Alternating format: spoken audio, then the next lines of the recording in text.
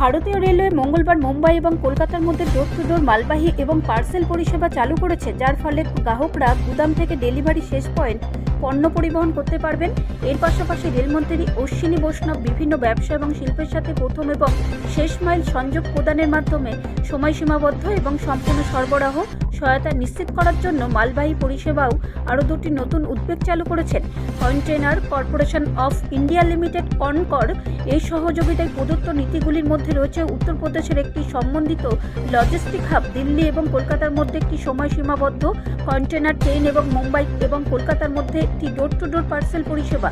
এখন পর্যন্ত রেলওয়েকে পণ্য পরিবহনকারী হিসেবে দেখা হচ্ছে, যা মূলত কয়লা, লোহা, আকরিক, ইস্পাত এবং সিমেন্ট সহ বাল্ক পণ্য পরিবহন করে, যার উপস্থিতি ঘরে ঘরে খুব কম এবং বা নগণ্য।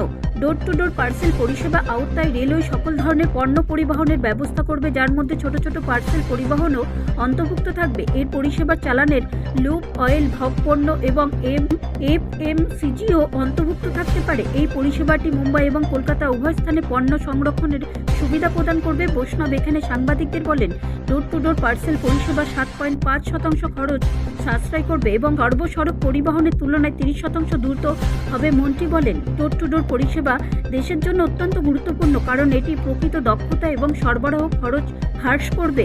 বিভিন্ন ধরনের পরীক্ষা নিরীক্ষা করা হয়েছে এবং সেই পরীক্ষা নিরীক্ষা শিক্ষার উপর ভিত্তি করে তিনটি উদ্যোগ নেওয়া হয়েছে। রেলমন্ত্রী বলেন, রেলওয়ে এক বিবৃতিতে জানিয়েছে, V1D মুম্বাই এবং সাকরাইল কলকাতা এর মধ্যে ডোর টু ডোর পার্সেল পরিষেবায় কনকরের ব্যবসায়িক সহযোগিতা ট্রেন লোডিং পয়েন্ট থেকে 205 কিলোমিটার দূরে অবস্থিত শিল্পের দরজা থেকে ব্যাগ, ওষুধ, লুব্রিকেন্ট, রেফ্রিজারেটর, অন্য কোনো পণ্য সংগ্রহ করবে এবং 48 থেকে 60 ঘন্টা সময় নিয়ে কলকাতার আশেপাশে তাদের নিজ নিজ গন্তব্যে পৌঁছে দেবে।